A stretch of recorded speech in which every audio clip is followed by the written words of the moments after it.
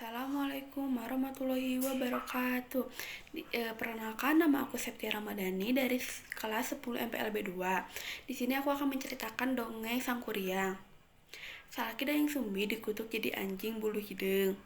Manehna ngan bisa balik deui ka wujud manusia unggal waktu purnama sareng bulan datang.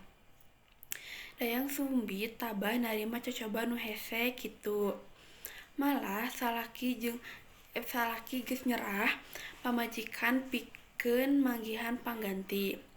Tapi Dayang Sumbi nolak, manehna respek janten satia ka lalaki nu boga jasa hebat dina hirupna. Baheula samemeh kutukan datang, Dayang Sumbi kungsi kaserang panyakit anu sakitu anu kacida parahna. Rupa-rupa geus dilaksanakeun sarta ratusan dukun ti sakuliah nagara geus ditelepon pikeun ngubaran panyakit anu disanghareupan ku Dayang Sumbi. Hanjakal teu aya nu nuju ngubaran Dayang Sumbi nepi ka hiji poe datang saurang pamuda anu boga maksud rek ngubaran Dayang Sumbi.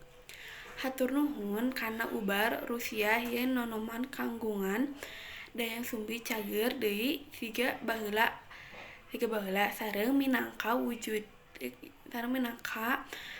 rasa syukur kana jasa-jasa anjeunna eta jajaka teh nikah ka Dayang Sumbi. Sekian dongeng dari saya. Wassalamualaikum warahmatullahi wabarakatuh.